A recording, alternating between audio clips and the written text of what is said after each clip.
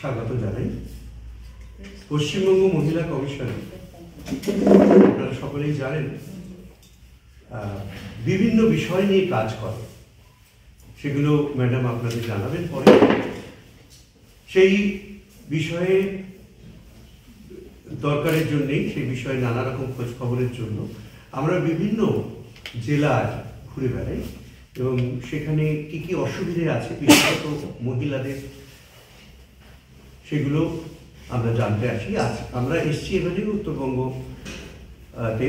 এখানে এই শিলিগুড়ি এখানে সার্কিট হাউসে আমরা রয়েছি। আমাদের চেয়ারপারসন রয়েছেন শ্রীমতী লীনা গঙ্গোপাধ্যায়, সুজাতা পাত্র-শিলাইনি সদস্য পশ্চিমবঙ্গ মহিলা কমিশন। আমি সব্যসাচী দাশগুপ্ত, আমি মিডিয়া কনসালটেন্ট। আমরা এবার শুরু বলবেন লীনা গঙ্গোপাধ্যায়, চেয়ারপারসন পশ্চিমবঙ্গ মহিলা কমিশন। এটা বলে ভালো সকলকে আমার নতুন বছরের শুভেচ্ছা। আমরা উত্তরবঙ্গে এসেছি নির্দিষ্ট কিছু কাজের পরিকল্পনা নিয়ে এবং কাজগুলো আমরা খুব সুচারুভাবে করে উঠতে পেরেছি। সেই কারণে মনে হলো যে আপনাদের সঙ্গে একটা বিনিময় হওয়া দরকার। আমাদের প্রথম কাজ ছিল এবছর অন্য দেশ বলে একটি এনজিও, স্বেচ্ছাসেবী সংগঠন। ওরা সারা বাংলা জুড়ে দৃষ্টিহীন মেয়েদের এবং ছেলেদের নিয়ে কাজ করেন। তো ওরা আমাদের কাছে প্রপোজাল দিয়েছিলেন যে আমরা আসলে অনেক রকম মেয়েদের ক্যাটার করি বা তাদের পাশে থাকার চেষ্টা করি, দৃষ্টিহীনদের নিয়ে কাজ করার এই প্রচেষ্টা এবার প্রথম।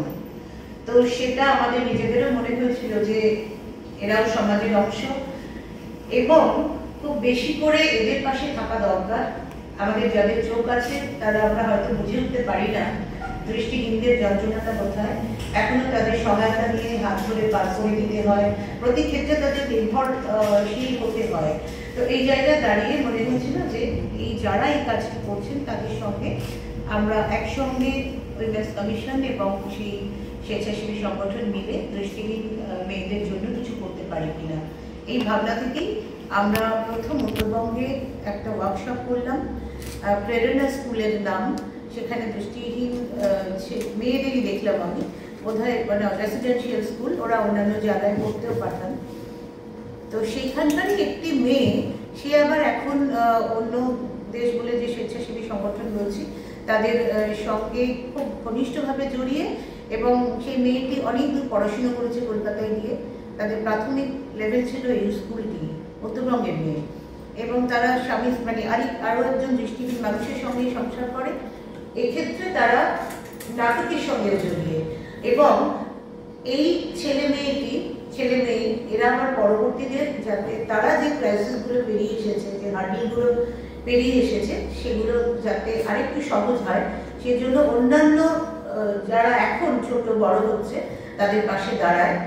বিশেষ করে আমি বলবো অন্য দেশের যিনি কর্ণধার শুভাশিস গঙ্গোপাধ্যায়, তার কথা, তিনি এই কাজটি করছেন এবং মহিলা কমিশন তার সঙ্গে এই প্রথম অন্য দেশের সঙ্গে জড়িয়ে নিজেদের একসঙ্গে এই কাজটি করার প্রথম পদক্ষেপ শুরু করলো। এটা উত্তরবঙ্গ শুধু নয়, সারা রাজ্যে হবে এবং উত্তরবঙ্গতেও হবে। তো এইটা আমাদের একটা খুব বলবো যে নিজেদের খুব ভালো লেগেছে এই কাজটা করে, এই মেয়েদের পাশে যতটুকু যৎসামান্য থাকতে পেরে সবে শুরু। এছাড়া আমরা একটি চা বাগানে গিয়েছিলাম। এই অল্প সময়ের সমস্ত চা বাগানগুলো পরিদর্শন করা সম্ভব হয়নি। যে চা বাগানে গিয়েছিলাম সেখানে 5টি ব্লক থেকে মেয়েরা উপস্থিত ছিলেন, প্রশাসনের তরফ থেকেও লোকজন ছিলেন, বিডিও ছিলেন। তো সেখানে আমরা একটু আশ্চর্যই হয়েছি কতগুলো বিষয়ে। সেটা পশ একটা এখন মানে পশটা যে তাদের ধারণার অতীত এবং কোথাও নেই এই কমিটি, এটা আমাদের একটু অবাক করেছে। সেক্সুয়াল যে বিহেভিয়ার বা হ্যারাসমেন্ট, তার যে সমস্যাগুলো, সেগুলোর কারণে কিন্তু অনেক পক্সো হচ্ছে এবং ইনভলভমেন্টও হচ্ছে। অর্থাৎ সবগুলোই যে পক্সো তা নয়, অনেকগুলোই স্বেচ্ছায় মেয়েটি চলে যাচ্ছে ছেলেটির সঙ্গে। একই মানে পক্সো সংজ্ঞাটা বোধহয় বদলাচ্ছে, এখন ইনভলভমেন্ট বেশি দেখতে পেলাম। এটার যদি অ্যাওয়ারনেস হতো বা আরও যদি অ্যাওয়ারনেস হয়, কোম্পানিগুলো যদি পশ তৈরি করে, কস্ট কমিটি তৈরি করে, তাহলে আমার ধারণা প্রথমেই ওরা এই জিনিসটা অ্যাড্রেস করতে পারে, সেটা কিন্তু ঘাটতি আছে। তো আমরা গিয়ে আবার আমরা সমস্ত জেলায় ডিএমদের এটা সার্কুলেট করেছি অনেক আগে থেকে, অনেক যখন থেকে ম্যান্ডেট তৈরি হয়েছে, এটা তো সুপ্রিম কোর্টের ম্যান্ডেট, সেই সময় থেকেই করেছি। আবার আমরা জানতাম না যে এই চা বাগানগুলোর প্রায় অনেকগুলোরই বা হয়তো সবগুলোরই কস্ট কমিটি নেই। তো এবার আমরা সেটা নিয়ে একটা মুভ করব, যাতে সমস্ত চা বাগানের যে মালিকানা যাদের আছে তারা যাতে এই কমিটিটা তৈরি করে, এবং ডেফিনেটলি ডিএমকে অ্যাড্রেস করেই চিঠি করবো যাতে উনি দেখেন এই কস্ট কমিটিটা তৈরি হয়েছে। এটা হচ্ছে দ্বিতীয় কাজ আমাদের। আর আমাদের আর কি ছিল বলো একটু? ওটা তো বললো, তারপর আরেকটা কি করলাম? আচ্ছা, আরেকটা ছিল ওয়ান স্টপ সেন্টার, যেটাও খুব জরুরি ভিত্তিতে সব জায়গায় মানে আরো বেশি অ্যাওয়ারনেস হওয়া দরকার, আরো বেশি লোকজন থাকা, মানে সার্ভাইভারদের আসা দরকার। আমরা দেখলাম ওয়ান স্টপ সেন্টার আছে, কিন্তু কেস যে খুব বেশি আসছে তা নয়। সেই কারণে এই ওয়ান স্টপ সেন্টারটা তৈরি হয়েছে যাতে মেয়েরা এক জায়গা থেকে সমস্ত রকম সহায়তা পাবে। তো সেখানে যদি কেস কম আসে, সেটা সেই সুবিধাটা পাওয়া থেকে তারা বঞ্চিত হবে।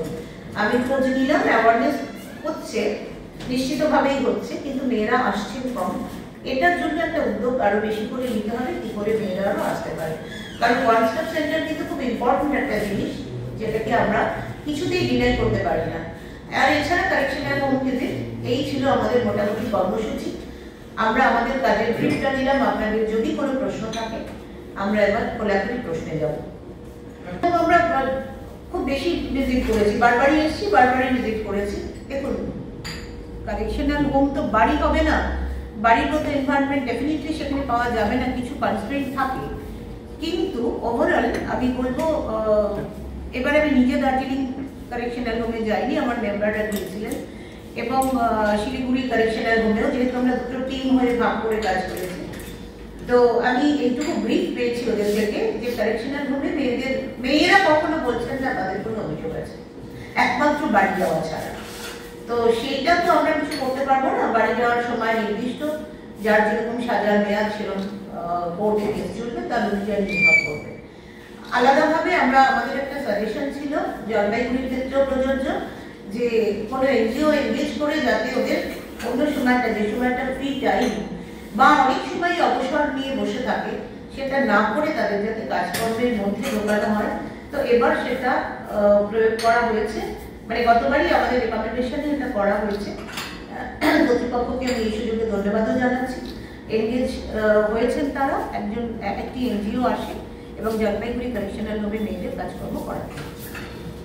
এটি চা বাগান তো গিয়েছিলেন, চা বাগানের আর কোনো সমস্যা দেখছেন যে ওখানে রেশনের ব্যবস্থা বা বসবাস? হ্যাঁ, আমরা জিজ্ঞেস করেছিলাম রেশনের ব্যবস্থা আর সব সুবিধা আছে কিনা। অনেক কিছু হেলথ ইস্যু রিলেটেড প্রবলেম আছে, মেডিকেল প্রবলেম আছে, অর্থাৎ ধরুন যে চা বাগানে থাকে সেখান থেকে অনেকটা দূরে হসপিটাল, আর ওখানে তো ক্লিনিকগুলো খুব ইমার্জেন্সি, জাস্ট ইমার্জেন্সি সার্ভিস দেয়, তারপরে আপনাকে তো যেতেই হবে কোথাও না কোথাও নিয়ে।